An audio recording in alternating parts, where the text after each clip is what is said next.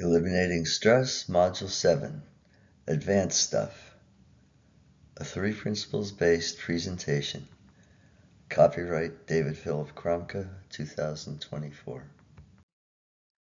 Substance abuse and eating disorders consist of using or opening and eating a snack pack we've got and temporarily producing pleasant sensations of short duration that mask the unhappiness we have with how life is working out. We're going to get thirstier, by the way. Mentally healthy people have no need to abuse substances. The point of using a substance is to feel happier, and since they're already happy, there's no need to do it. All of us have been born with the happiness we seek. Let troubling thoughts drift by and in silence find peace. Stop trying to develop strategies to claw your way out of the pits. Anything you can think of will be another sample of thought from the place you're trying to escape. See if you can find the humility to admit that you don't know what to do. Having humility softens the impact of incessant thinking while elevating your feelings.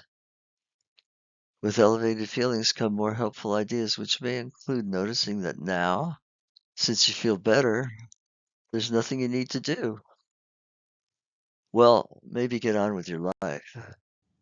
Regarding PTSD, consider life to be like driving down a highway where there can be potholes of varying sizes and there's no telling when one will show up.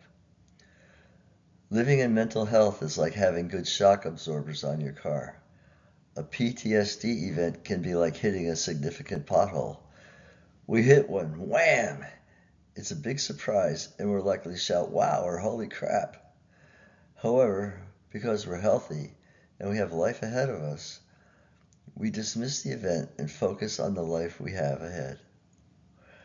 PTSD events can be extremely troubling thoughts, but they are still thoughts. The difference between thoughts and reality is that thoughts are optional. The more we dwell on happiness, the greater our perspective and the more we are insulated from the effects of PTSD thoughts. The past several slides have highlighted the complexities and problems that occur when we follow and act upon an invalid assumption, that is, life is supposed to make us happy. In light of how fruitless the assumption that life should make us happy has turned out to be, you'd think people would have caught on by now. Remember, focusing on and attempting to manipulate the various forms of life in order to produce happiness demands effort, produces strain, and robs us of the happiness we seek.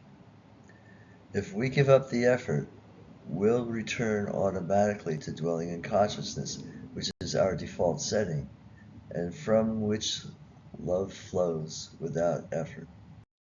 If you love your job, you're not likely to bitch. Far from it. You're likely to be very engaged and productive.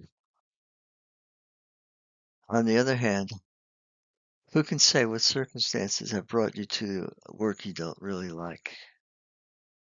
In that case, see if you can find the humility to do a good job regardless. Humility feels much better than hate. As we have seen, when we feel better, our perspective improves, and we're more likely to discover helpful ideas and possibilities.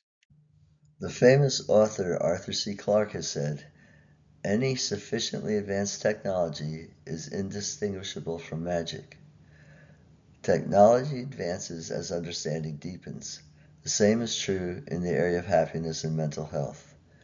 As understanding advances, we hear different evaluations of the same topic.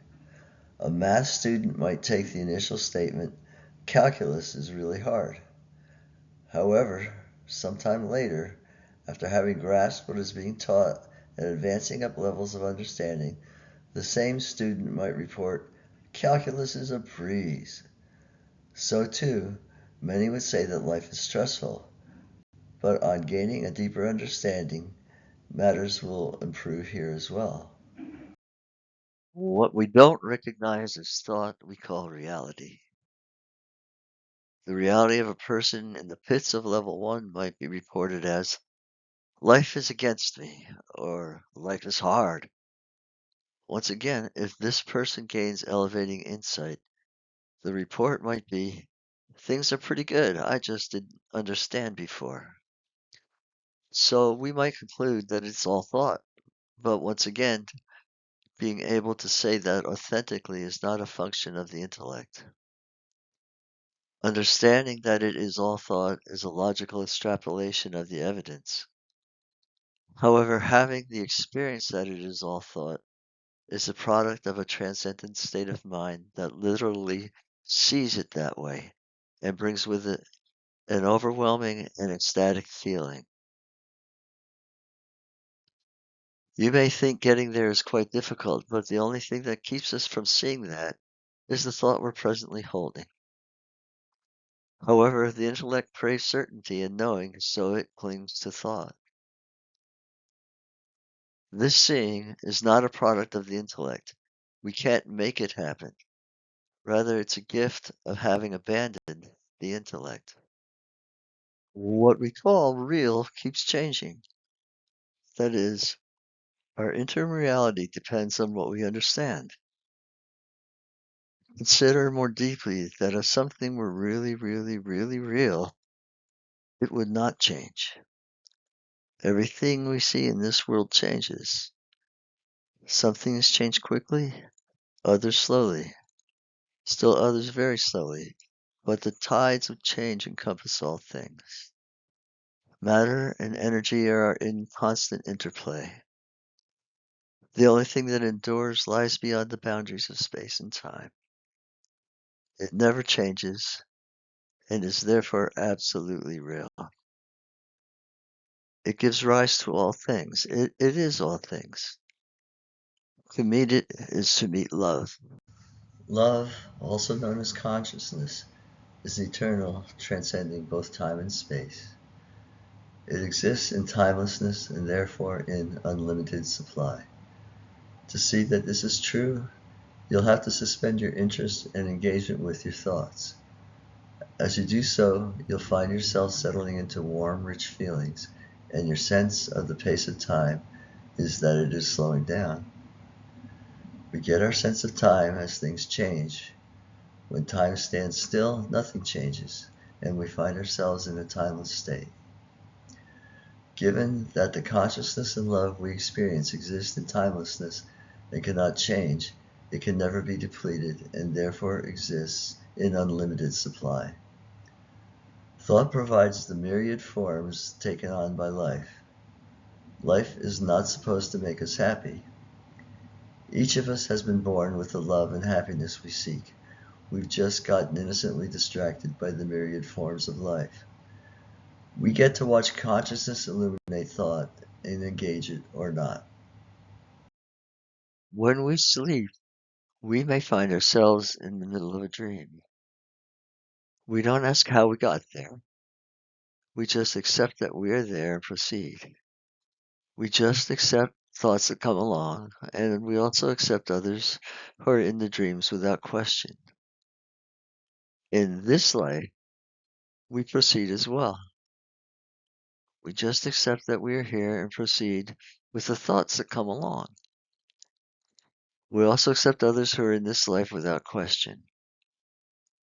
We recognize from here that those dream events are total fabrications of thought, but within the dreams we behave as if it's all real. Could this life be the same situation? Now we are going to get into somewhat you might call real woo-woo outer space stuff, so hang on. We get our identity from our memories. We wouldn't even know our names without memory. In fact, most of the time we don't think our names to ourselves as we go about life. But moment by moment our thoughts change, and who is to say that the memories we have at this moment are the same as our memories at the previous moment, or that there was a previous moment?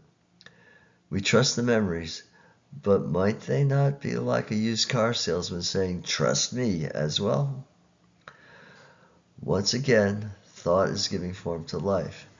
However, can you see that all of us exist outside of the form provided by thought. We get wrapped up in our thoughts the way we get caught up in a good movie at the theater. Here's a quote from an ancient Chinese philosopher. Once upon a time, I, Zhuangzi, dreamt I was a butterfly, fluttering hither and thither, to all intents and purposes a butterfly. I was conscious only of my happiness as a butterfly, unaware that I was Zhuangzi. Soon I awakened, and there I was veritably myself again. Now, I do not know whether I was a man dreaming I was a butterfly, or whether I am now a butterfly dreaming I am a man. We enter our dreams and act without question as if we're participating in something real. We wake up in the morning and never question how we got here. We may run from monsters in our dreams, but now we're awake and we say that dreams are just thinking we do when we're asleep. We're thinking now as well, aren't we? We're granting every bit as much reality to the thoughts we're having now as we did to those thoughts of our dreams while we were dreaming. You may think, well, here I can question dream thoughts versus these thoughts, but how do you know these thoughts are not just more of your current dream? You might think that you have memories about having a past here, and you can ask other people here about your past, mutual experiences. But in your dreams, you take them and what they have to say as fact as well. Perhaps these others are co-conspirators with whomever is arranging this dream. Thoughts are fleeting and change moment by moment. But given their transitory nature, isn't it amazing how much credibility we give to them? We all have the free will to believe thoughts as if they are real and engage them, or regard living in the warmth of consciousness as real and regard the fleeting thoughts as mere phantoms passing through. You can't think about this and get it right. New thinking arises from seeing something new, which is usually accompanied with a sense of awe and wonder. If you put your attention on thought on pause, you will effortlessly gravitate to the feeling that exists outside of time. Given that thoughts are fleeting and can rapidly change, we must understand that our memories are fleeting and can rapidly change as well. As a sheet of paper serves as background for the words a pen writes, our consciousness serves as background for our passing thoughts. Both paper and consciousness get overlooked. Clearly, we are not our thoughts, for they pass, yet we are still here. Who then are we in the absence of our thoughts and our memories? Who is doing the overlooking?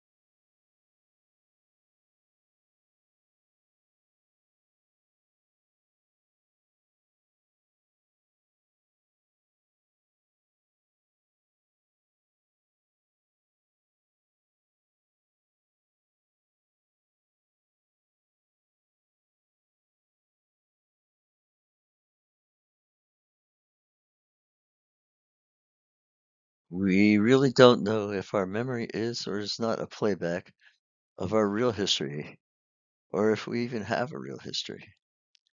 We've put a lot of faith in it, but is it really necessary? A creative life occurs in the moment, not drawn from memory. We may think we need our memory in order to know what to do and how to act, but that may be a memory as well. Generally, we consider knowledge to come from our history, our memories. If we decline to use our memory, we return to the everything nothing phenomenon. With nothing on our minds, everything becomes available. If we can do that, we can experience ourselves as something greater. Our passing thoughts give us a sense of time, but thoughts quickly vanish, and yet we are still here. If we decline to engage our phantom thoughts, we'll find ourselves in a timeless state, which comes with beautiful feelings included. We exist in timelessness, where there can be no history since there can be no before and after, just the present. We have come to visit the puzzle and drama of the world of thought. We've gotten caught up in it. Seeing a bigger picture is liberating. To live in the moment, we become a witness to life, even to what we are doing. Although we may be performing some kind of action, what is missing is the thought that appears to initiate the action.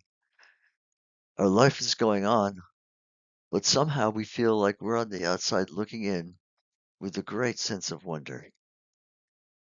We can't get to that living in the moment thing by means of willpower or cleverness, as that would invoke the cause then effect dynamic. Furthermore, those mental gymnastics consume energy, drain us, and produce a mental fog that obscures what's going on. Living in the moment fills us with a beautiful sense of wonder, clarity, and love. Living in the moment, we become free of our past, regardless of what we think has happened, precisely because what we call our memories are just phantom thoughts. And in the moment, we are free of thought and the emotions linked to them. In timelessness, we find love, which is essentially the source of everything and a primary component of human beings. If you haven't gotten there or found it, it is probably because you hold some erroneous opinions about life. We have three basic options available to us.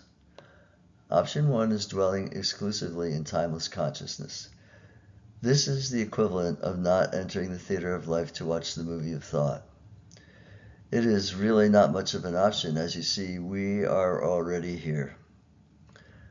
However, we can visit, and it can benefit us. This was our condition before we were born.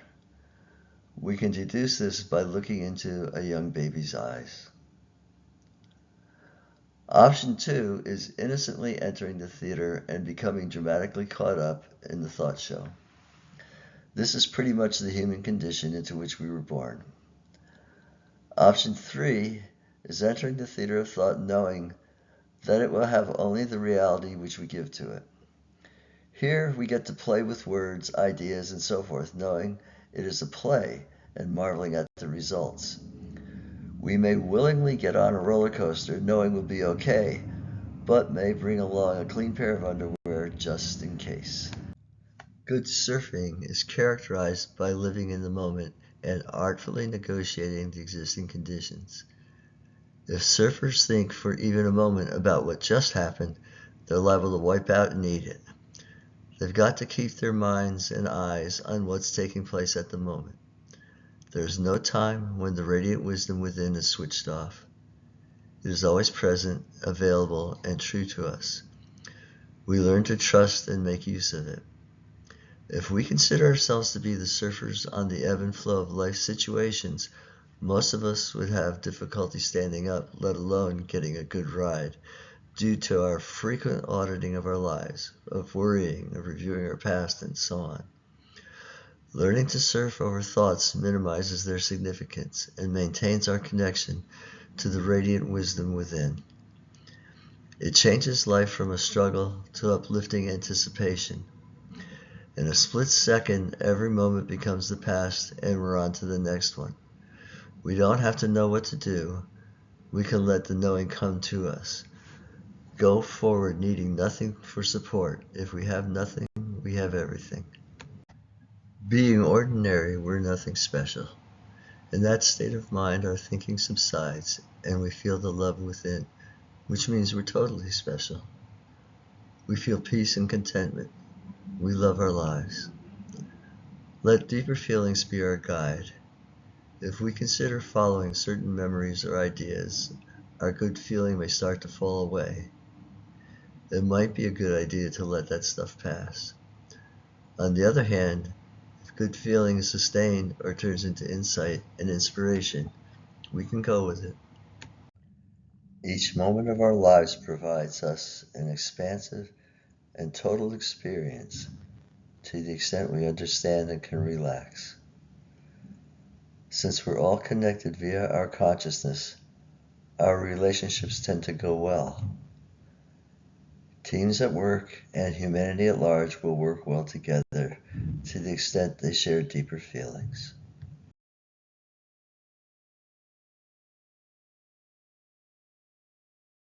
Okay, time to review the learning objectives. The DSM-5 lists the results of strongly holding to the erroneous belief that life should make us happy. 2. Learn the nature of consciousness as a sort of happiness. While thought provides life with form, consciousness provides life with substantive warmth, peace, and love. 3 basic options for living: dwelling in the ultimate reality of timelessness, or visiting timelessness for insights that help us here, or fumbling around not understanding what is happening. Learn to be selective when engaging memories. Memories can be like watching a movie with the mute button activated. As we watch, our understanding provides the dialogue and meaning. If we're feeling uncomfortable as we watch, it's not the movie, and it might do us well to let those memories pass until we regain our bearings. By now, you must be gaining a sense of yourself as separate from the stories, the movies of your lives. Life can become a touching, inspiring mystery. We have thoughts which both come from and go to we know not where. We have the brilliant consciousness of love we share with others. Trying to conceptualize something transcendent never works because concepts imply limits. Take a mental step back to see if you can see something more to which words can point but cannot describe. What we call reality depends on our state of mind or level of understanding. We tend to miss out on the all-inclusiveness of our existence because of our habit of focusing, looking at one detail then the next. People miss or nearly miss their exits from freeways, even though there have been signs for miles, because they've been focusing on other things. The module on consciousness established that consciousness is our mutual connection. We generally miss noticing that due to our habit of focusing as well. I related experiences that I have had regarding time, dramatically slowing down, attributable to my state of mind. Our feeling state indicates our depth of understanding. If we don't feel our hearts and minds have been touched, we haven't learned anything yet. It might sneak up on us, though. Deeper understanding provides a more expansive view of both this physical, temporal world as well as the realm of the human spirit. Ultimately, we can see that everything, over all times, already exists, and that there's just one spiritual entity playing the roles of many. There exists a dimension of seeing that extends beyond this world as we know it. To discover it, we must let go of our present feeling, our present certainty, whatever that may be, and allow ourselves to discover that we're part of something more profound. It can be difficult for some to venture in that direction for fear of the unknown. The point of this presentation is to indicate that peace, love, and mental health are and have always been waiting for your arrival. I have engaged in Zen and karate studies and practices as well. The methods there tend to be more like popping popcorn. The heat is turned up until something pops and you advance. If we could go to the projection booth of a movie theater, we could find all movies that might be shown have already been created. From a penetrating and stunning feeling of love, we can discover that all possible worlds and all possible times exist as well. It's a more profound and expansive now moment. So we have three principles that describe how our experience of life occurs. They are thought, consciousness, and the observer. Take away one of these three principles, and no experience of life occurs. If we only have thought and observer, there's no light of consciousness to illuminate thought, and so no experience of life occurs. It is like the marquee of a movie theater being powered off. No show tonight, folks. If we have consciousness and observer, we are in a timeless and formless state. We may have an enlightening experience, but there will be nothing to give life form. If we have consciousness and form without an observer, there's no one to have the experience. By the way, this is the answer to the Zen koan. If a tree falls in the forest and there is no one there to hear it, does it make a sound? One may say it does not, but one may also rightly ask, what forest? Small child, eternally alone. What shall I do to pass the time? Well, I'll make up some pretend friends to play with. Just now, one of them is listening to these words. The lover waits for you outside of time, radiating impeccable love. It does not matter that you have not yet come. The lover loves regardless. If it did not love, it would not be the lover.